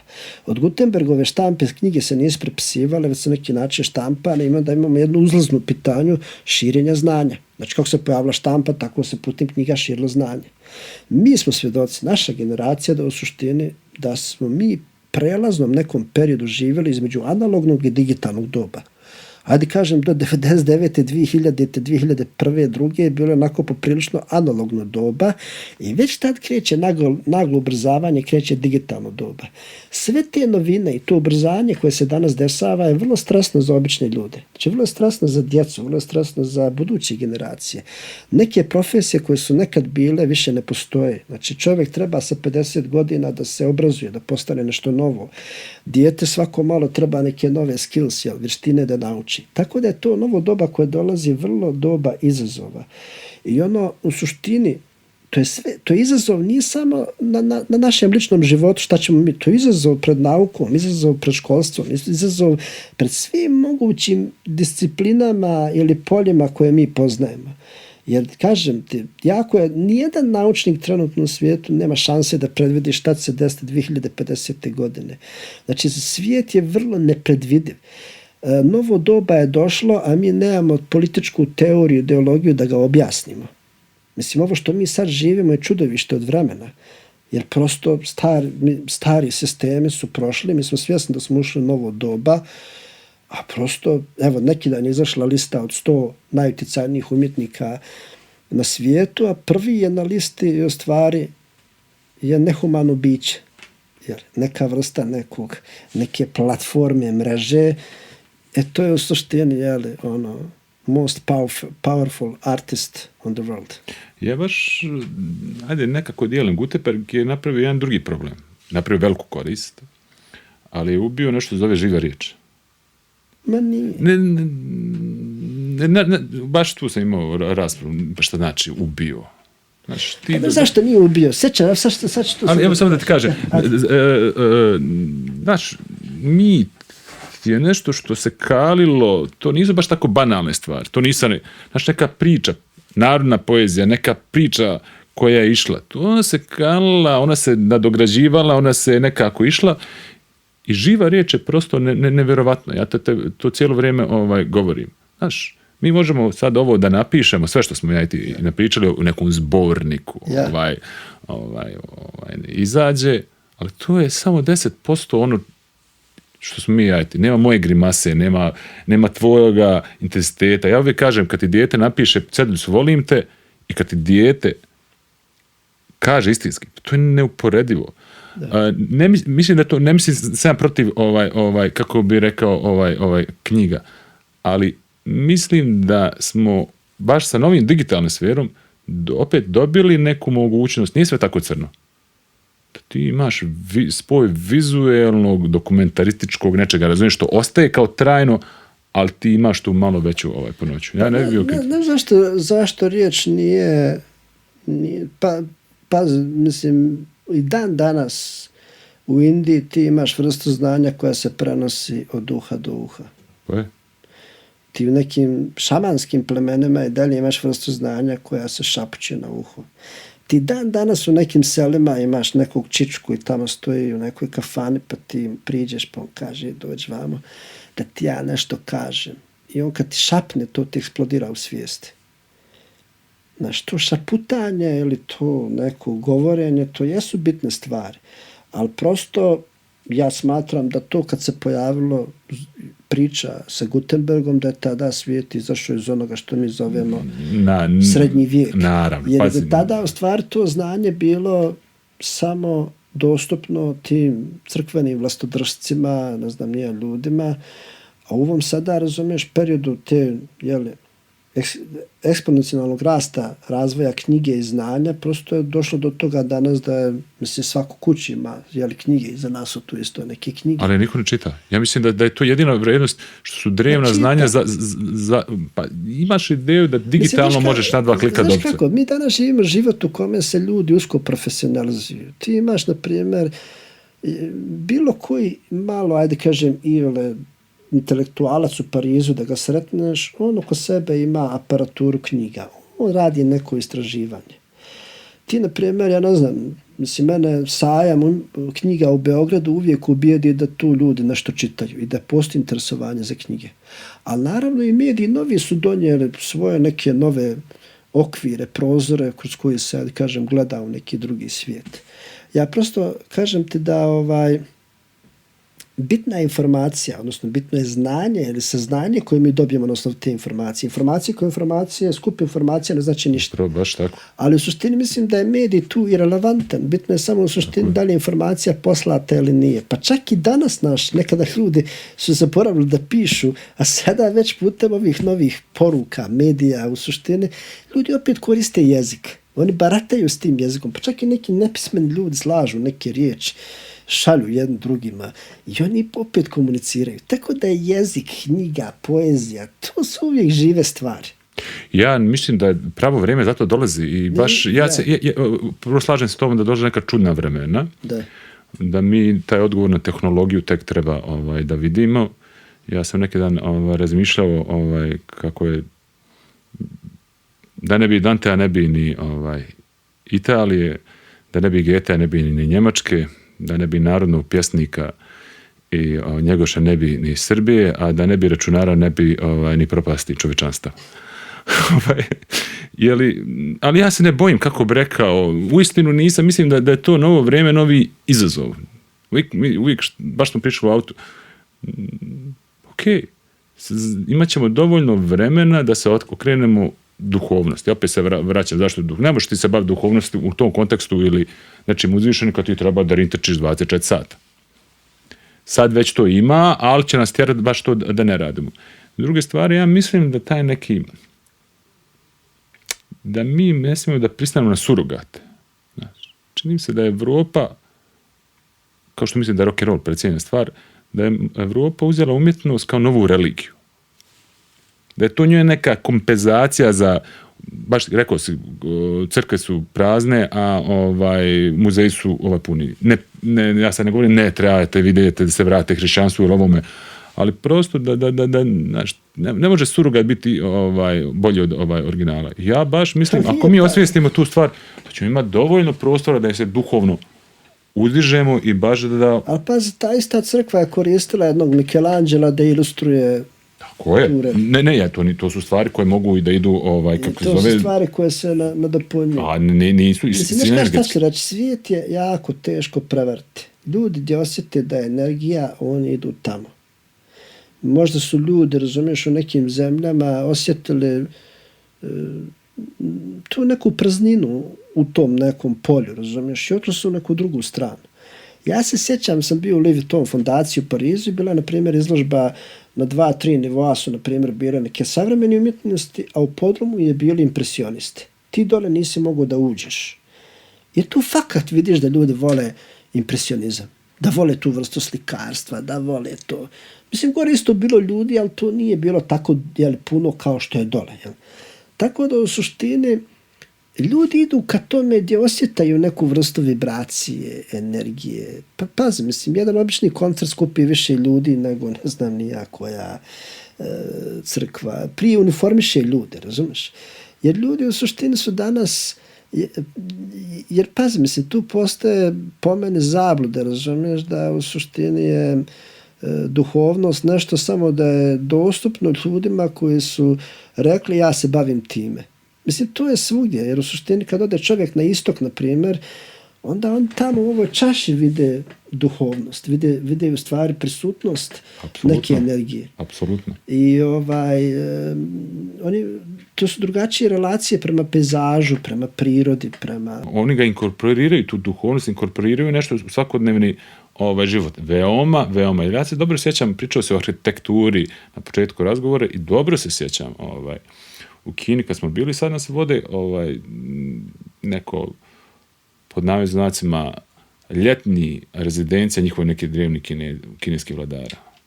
I čovjek pita nas zašto vi mislite da je on napravio ovdje svoj dvorac. Pije mi sad ne.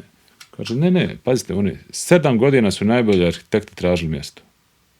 Pa mi voda blizu. Ne, da, u najbukvalnom smislu. On je gledao odakle vjetar duva, kakva je tu generalna energija, kakva je neka atmosfera.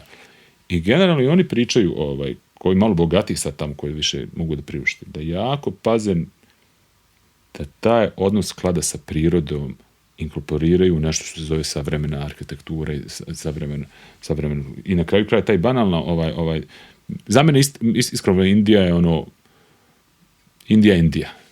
Iako ja sam hrišćanin, ali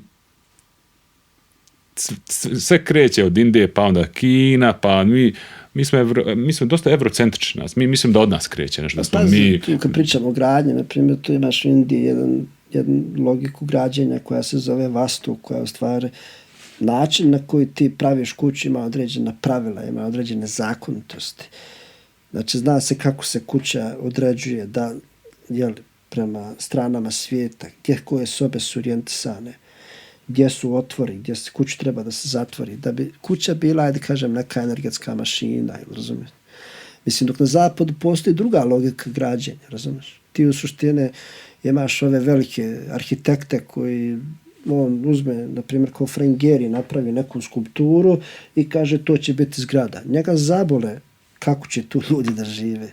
Jer on želi u stvari ekspresiju, želi formu, želi novi izraz, da li je to Zaha Hadid ili Frank Gehry, ne znam nije koji je arhitekt, razumiješ. Čak sad naprave muzej, pa zid je zakrivljen, na primjer, i ne može slika da stoji, ali to je stvar ekspresija arhitekte. Dok u suštini imaš drugi arhitekte isto tako koji razmišljaju o to da je udobno, da je praktično, da je prvenstveno humano. Pa onda ide ta umjetnička, odnosno arhitektonska nadogradnja. I sve te zemlje u suštini imaju svoju logiku gradnje i života. Ja sam, na primjer, bio fasciniran odlaskom, na primjer, u Kolumbiju, koliko je tamo cigla dominantan materijal u gradnji. I ti kad uđeš u neke četvrti, na primjer, Bogoti, imaš utisak kod da si u Londonu.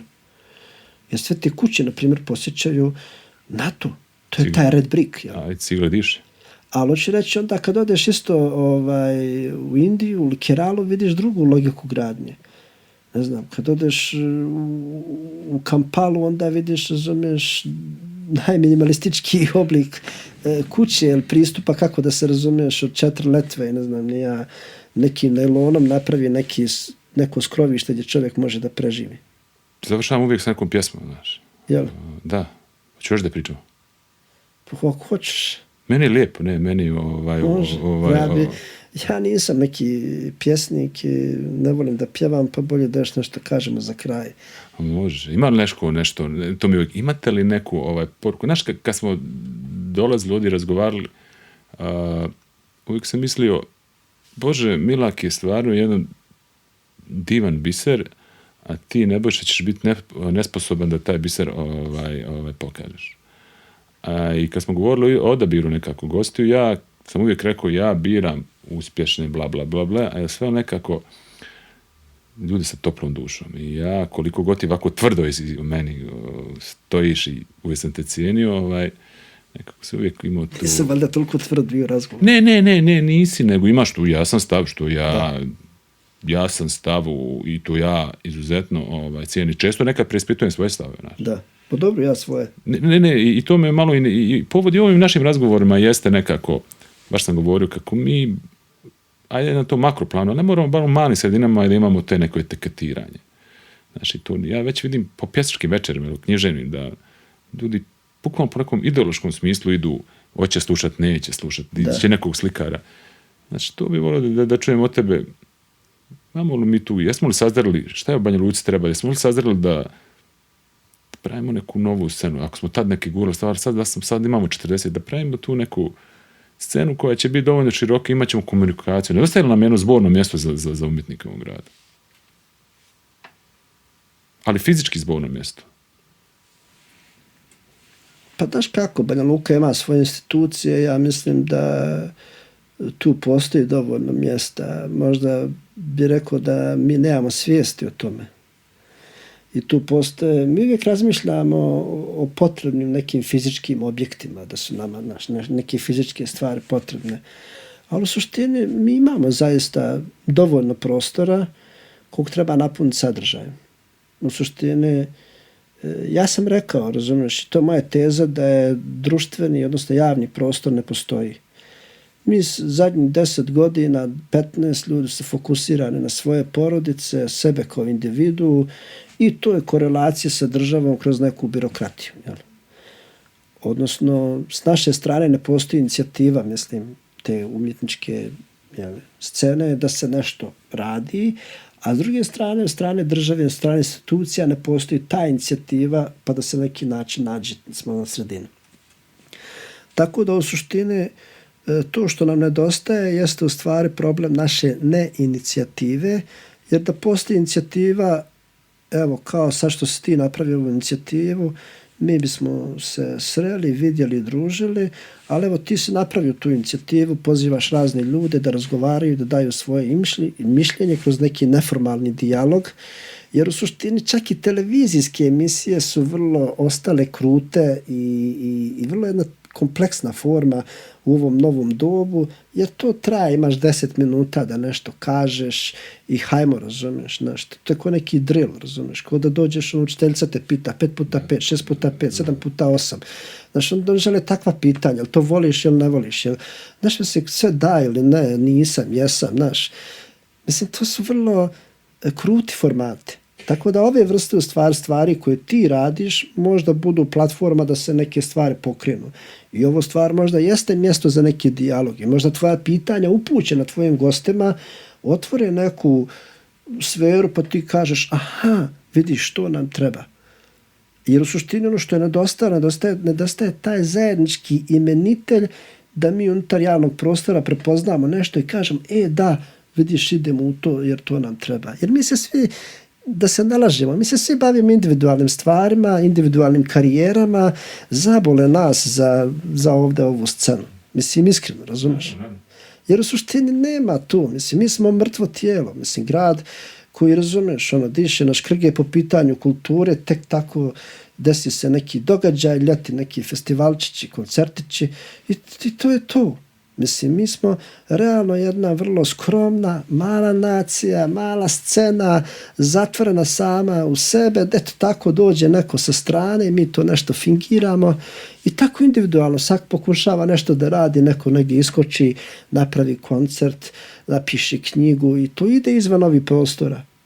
A samo što ova okolina i sredina zaista ne prepoznaje dovoljno te ljude kao neke svoje ambasadore, a da ne govorimo o širem sistemu, aparatu koji je dovoljno zaljubljen u sebe i u svoje probleme da ništa ne vidi od tendera, komisija, upravnih odbora i ostale stvari. Da, ali može životna filozofija, vjerojatno, jer sam uvijek imao problem sa vidom, pa sam ja smatrao da mane u prednosti. Znači, ja sam uvijek svoje, bukvalno mane, to što ne vodim, pretvarao u neke prednosti. Ne sad da me neko sažaljeva, nego ne vidiš, ok, šta onda možeš da šta je dobro u tome što ne vidiš. Ja ne vidim izraze lica u publici, pa sam opušten. Ja mislim da tu filozofiju ja vidim i u ovom gradu. Znači, mane u prednosti. Baš to za jednu zatvorenost. Baš to negde, mislim evo, da se nalažemo, podcast finansira Ministarstvo kulture Srbije, naravno ne naše ministarstvo, i su ljudi rekli, bukvalno, da, mi želimo da vidimo šta se dešava u Banja Luci. Ali novac koji smo mi potrošili za ovakvu vrstu produkcije, 3 filmske kamere, ovo sve, to u Beogradu bi koštalo barem 3 puta više. Ja sam imao čast da izvedem na pozornicu 30 ljudi, od koji su ljudi tad koji su pjevali sa mnom, bili hor koji je te godine proglašen za najbolji hor na svijetu, gudače filharmonije, to prosto komponovano je za jednog pjesnika. Pazi, mene čovjek iz Beča kada rekao da ću ja to raditi, on će za tebe da komponuje. I vi ćete to namjenski za nekoga pjesnika, znaš ti koliko to košta u Beču? I on rekao, ako mi to uradimo, da će se on skinuti go.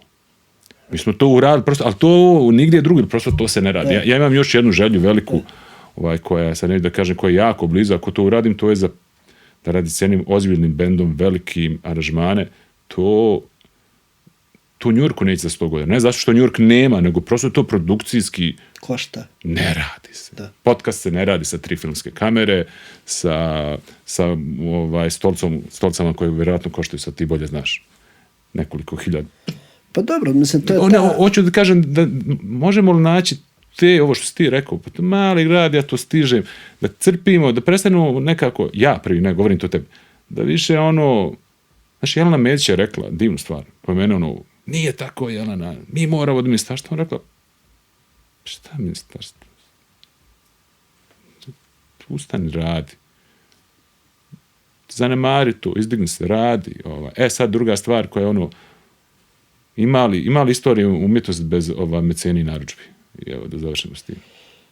Pa pazi, sva istorija muzike koju mi znamo je stvari bila narudžba, sve što je pisao Beethoven i Bach. I ja sjećam jedne priče koja glasi o tome kad je, ne znam, u nekoj od Baha neka ostavština, nekakva tamo kuća i neki spisi koji su ostali od njega, 90% tih spisa se zabavilo pitanjem njegovih pisama da on uputi svojim mecenama, da mu uplate novce, da ih moli, da im dostave preciznije informacije šta žele o narudžbi, šta ti ja znam. Pa danas to zovu akvizicije, na primjer, dosta muzeja, institucija traže od umjetnika da naprave određene tematske radove i to. Pa umjetnost nije nevina, mislim, to se pokušavalo kroz 20. vijek da se umjetnost odvoji od tržišta, od kapitala, jer u suštini to jeste tačno da je zaista na zapadu umjetnost i sve što čovjek proizvodi je roba. Mislim, nebitno da li, sve ima svoju vrijednost. I na zapadu je novac bog bogova. Mi možemo pričati što god hoćemo, ali to je tako. Dok naravno, mislim, na istoku, u Aziji postoje druge vrijednosti. Drugačije su vrijednosti percepcije u Indiji, ne znam, nijedje drugdje. Mislim, to pitanje u suštini zavisi gdje je upućeno, ali za mene ne postoji. Mislim, prosto umjetnost je tu da služi nekome. Da li ona bila narudžba ili ne mora znači da li će umjetničko djelo biti dobro ili loše. Ima masa umjetnika, sam ti pričao, da misli da je izvratio svoju dušu, da se tu prosuo, da je prosuo neke emocije. A s umjetnost treba mnogo više. Treba uskladiti mnogo više parametara da to nešto što ti napraviš, da drugo neki prepozna i kaže wow, to je to. Jel, to me odradilo, osjetio sam nešto. Jer pazi, ja sa prijateljem kad odem na izložbu južnoafričkog umjetnika William Kentridgea i vidimo njegove animacije, crteže, mi nemamo nikakve dileme da je to masterpiece 21. vijeka. Mi nikakve dileme nemamo o tome. Ne samo ja i moj prijatelj, znači nikakve dileme nemamo, nekakva globalna sfera ljudi koja odlučuje o umjetnosti. Isto s tim prijateljom odemo u drugi muzej i vidimo jedan mali zid, ne znam, u Prado muzeju u Madridu i kažemo šta bi dali mi u Ljubljani ili mi u Banja Luci da imamo taj jedan zid, pa mi bi mislili da smo krov svijeta. Jel? Da imamo samo taj zid, ne znam, 4-5 Rubensena u Banja Luci, mi smo mislili da smo mi centar svijeta, zato samo što imamo tih 4-5 slika. Tako da tu mi, ne kažem ja da mi smo u toj relaciji nebitni, da mi ne možemo da dobacimo. Mi možemo da dobacimo, samo kažem ti moramo da zaista shvatimo gdje živimo i u tom svemu nama jeste potreba rad, ali potrebno je ministarstvo, potrebno su nam kulturne politike, potrebno nam je svijest običnih ljudi da se neke stvari počnu mijenjati.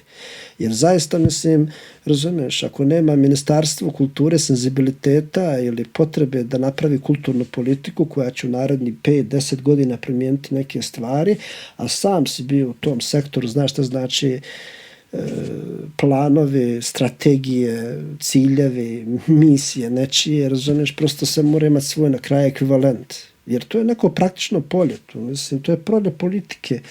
Tu nema priče o ovom nekom polju nadahnuća, da li mi hoćemo, nećemo. To je vrlo egzaktno polje. 4 godine imate rezultat, nemate rezultat, goodbye. Neću završiti sa pjesmom, jer uistinu ovaj razgovor bio poezija, jer su bilo dve svjedočanstva. Da, vrlo smo bili... nismo toliko udarali, nismo bili previše kritični, bili smo vrlo... Ne, baš razgovarali smo na početku, ti si mi rekao, pa ja ne dajem intervju, 10 godina nisam dao, ne znam, ja mislim baš da je bio mi ugodan razgovor, o istinu ovo sad nekako, ja i ne mislim da ko to govori, znaš, i u filmu kao ono, manje je više, znaš, nekad mi ta ideja ušte prst u oko. Da, nekada. Završit ću jednom sjajnim kratkim stihom od jedne libanske umjetnice Eta Landa nedavno umrla. I ona kaže, kad se rijeka ulijeva u drugu rijeku, kaže, to je ljubav, ali nasilje.